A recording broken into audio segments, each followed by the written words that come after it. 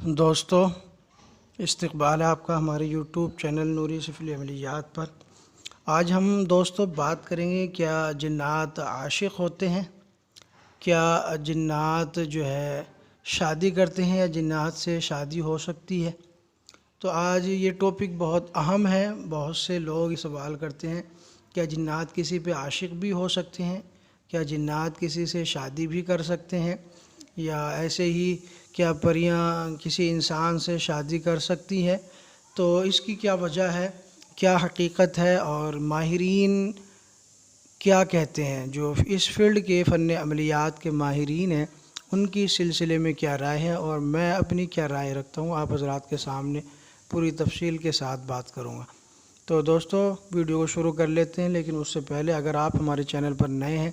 اور چینل کو سبسکرائب نہیں کیا ہے تو پلیز چینل کو سبسکرائب کر لیجئے، بیل آئیکن کو پریس کر کے آل کو سلیکٹ کر لیجئے۔ اس کا فائدہ یہ ہوگا کہ جب بھی ہم کوئی نئی ویڈیو اپلوڈ کریں گے تو آپ کو اس کی نوٹیفیکیشن مل جایا کرے گی۔ اور یہ بہت اہم سلسلہ ہم نے شروع کیا ہے۔ بہت سے لوگ اس شک میں، شکوک میں، شبہات میں مبتلا ہیں کہ اس کا کیا حل ہونا چاہیے، اس کی حقیقت کیا ہے۔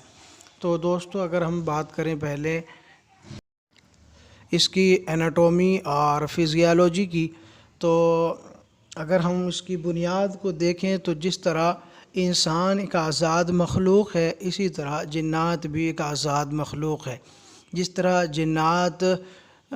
آزاد ہیں اسی طرح انسان بھی آزاد ہے، اور جس طرح انسان کسی پر بھی عاشق ہو سکتا ہے، چاہے وہ مرد ہو، مرد کسی عورت پر عاشق ہو جاتا ہے، ایسے ہی عورت کسی مرد پر، کسی لڑکے پر عاشق ہو جاتی ہے۔ اور آج کے دور میں تو یہ سمجھنا بڑا آسان ہے، کیونکہ آج کا دور ہے، آج کا جو زمانہ ہے، آج کی جو لائف اسٹائل ہے لوگوں کی، وہ یہی بتلاتی ہے، اور 99% جو ہے یہی حالات سامنے ہیں۔ تو جس طرح انسان آزاد مخلوق ہے اور وہ کسی پر بھی عاشق اور فریفتہ ہو سکتی ہے، اسی طرح جنات بھی آزاد مخلوق ہیں اور وہ کسی پر بھی عاشق اور کسی پر بھی فریفتہ ہو سکتے ہیں۔ اور اگر بات کی جائے شادی کی، کیا یہ شادی کر سکتے ہیں، تو بعض لوگ یہ کہتے ہیں کہ جی اس میں جنات کسی سے شادی بھی کر لیتے ہیں اور انسان بھی کسی پری سے شادی کر سکتے ہیں۔ اور کچھ کتابوں میں نے پڑھا بھی ہے کہ اس طرح کا بھی معاملہ ہے کہ اگر کوئی شادی کرنا چاہے تو شادی کر سکتا ہے، لیکن اس کے ذیل میں، اس کے ضمن میں انہوں نے یہ بات بھی لکھی، اگر کوئی غیبی مخلوق سے شادی کرتا ہے تو پھر وہ دنیا میں شادی کرنے کے لائق نہیں بچتا ہے، اور اگر کر بھی لے دنیا میں شادی تو پھر وہ زندہ نہیں رہ پاتا ہے۔ یہ انہوں نے بعد میں یہ بات لکھی ہے، تو اس سے بھی یہ بات واضح ہو جاتی ہے کہ جو میرا اپنا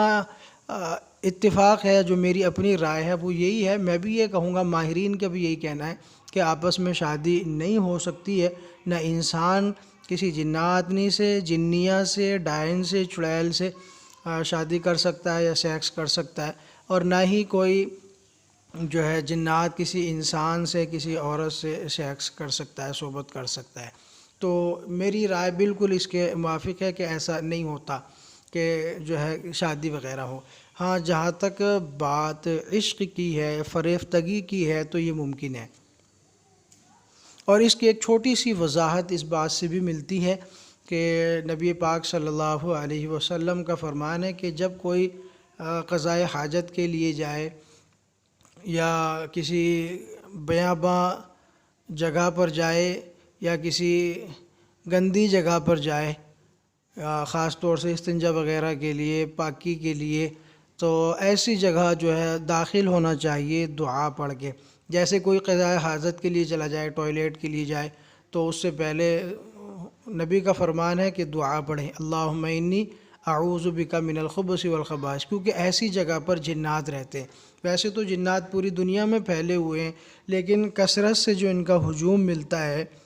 وہ ایسی ہی جگہ پر ملتا ہے، یا پھر وہ بیاباں صحرا میں رہتے ہیں، پہاڑوں میں رہتے ہیں، وادیوں میں رہتے ہیں۔ جنات کی جو اس وقت رہائش گاہ ہے یا تو وہ سمندر ہے، یا پھر وہ پہاڑ ہیں، صحرا، بیاباں جنگل ہے، یا وادیاں ہیں، یا پھر یہ ٹوائلٹ وغیرہ، لیٹ باتھ، یہ چیزیں ہیں۔ تو آپ نے فرمایا کہ ایسی جگہ جنات رہتے ہیں، تو دعا پڑھ کے ہی اس میں داخل ہونا چاہیے، ورنہ پھر اس کا یہی مطلب نکلتا ہے اگر بندہ جو ہے اس کا اہتمام نہیں کرتا ہے تو پھر وہ اس پریشانی میں مبتلا ہو جاتا ہے، کیونکہ جب آدمی ٹوائلیٹ کے لیے جائے یا باتھ کے لیے جائے، نہانے کے لیے جائے، غسل کرنے کے لیے جاتا ہے تو وہ برہنہ ہو کر غسل کرتا ہے، تو ایسی صورت میں چونکہ وہاں ایسی جگہوں پر جنات رہتے ہیں تو عاشق ہو جاتے ہیں، فریفتہ ہو جاتے ہیں، اور جس کی وجہ سے پھر انسان پریشان ہوتے ہیں۔ تو جہاں تک عشق کی بات ہے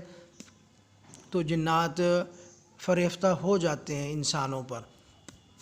اگر لیڈیز ہے تو اس پر جنات عاشق ہو جاتے ہیں، فریفتہ ہو جاتے ہیں، اور اگر